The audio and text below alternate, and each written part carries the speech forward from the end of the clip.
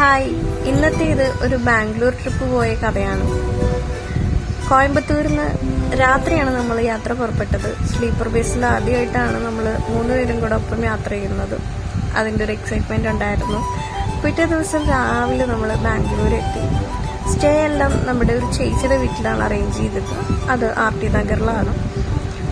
രാവിലെ കുളിച്ച് ഫ്രഷൊക്കെ ആയിട്ട് നമ്മൾ ബാംഗ്ലൂർ കറങ്ങാനായിട്ട് പുറപ്പെട്ടു. ക്യാബെല്ലാം അറേഞ്ച് ചെയ്ത് നമ്മുടെ ഒരു കസിൻ ബ്രദറാണ്. പുള്ളി നമ്മളെ ഫുള്ളായിട്ട് കൂടെ തന്നെ ഉണ്ടായിരുന്നു. മന്ത്ര സ്ക്വയർ മാളിൽ നമ്മൾ എല്ലാം ഉണ്ടായിരുന്നെങ്കിലും കൂടുതൽ എക്സ്പ്ലോർ ചെയ്തത് ഗെയിമിംഗ് സെഷനാണ് കേട്ടോ. കാരണം മോൾക്ക് ഏറ്റവും ഇഷ്ടം ഗെയിമിംഗ് സെഷൻ ആയതുകൊണ്ട് തന്നെ അവിടെ ഒരു 1-2 മണിക്കൂറോളം നമ്മൾ സ്പെൻഡ് ചെയ്തു. അവളുടെ കൂടെ മാറി മാറിയിട്ട് ആൾക്കാർ നിന്നു കളിക്കാനായിട്ട്. മറ്റ് സമയങ്ങളിൽ അവിടെ കഫ്റ്റേരിയയിൽ സ്നാക്സും അതുപോലെ ചായ എല്ലാം കുടിച്ചിട്ട് ഇരുന്നു. ആ സമയം അവൾ ഫുള്ള് കളിയിലായിരുന്നു. എന്തായാലും നന്നായിട്ട് എൻജോയ് ചെയ്ത ഒരു പ്ലേ സ്റ്റേഷനാണ് അവിടെ. അതിനുശേഷം ലഞ്ചും നമുക്ക് മാളിൽ തന്നെയായിരുന്നു. ബർഗറും റാപ്പും ബ്രൗണിയൊക്കെ ആയിട്ട് അന്നത്തെ ലഞ്ച് ഉഗ്രനായിരുന്നു. നല്ല ടേസ്റ്റും കാര്യങ്ങളൊക്കെ ആയിരുന്നു. അപ്പോൾ അതൊക്കെ കഴിഞ്ഞപ്പോഴത്തേക്കും അത്യാവശ്യം സമയമായി. നമ്മൾ എന്നിട്ട് പുറത്തിറങ്ങി. പുറത്ത് നമ്മൾ ആദ്യം വിധാൻ സൗധയാണ് കണ്ടത്.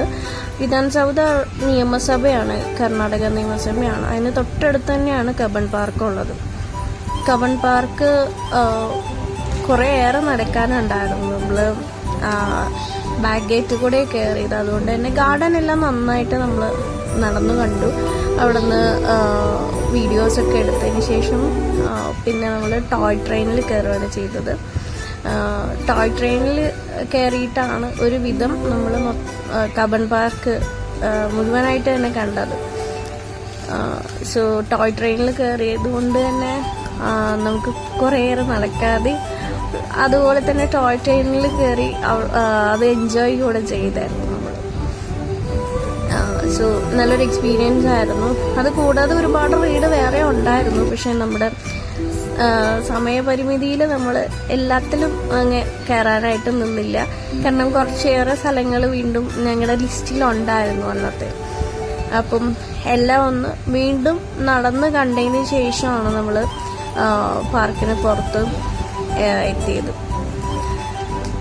പാർക്കിന് തൊട്ട് പുറത്തായിട്ടാണ് HAL ഉള്ളത്, ഹിന്ദുസ്ഥാൻ എയറോനോട്ടിക്കൽ ലിമിറ്റഡ്. അത് ഹെലികോപ്റ്റേഴ്സിൻ്റെയൊക്കെ മാനുഫാക്ചറിങ് എല്ലാം ഉള്ളതാണ്. അപ്പം അതിനകത്ത് കയറി കാണാനായിട്ട് നമ്മൾ നിന്നില്ല.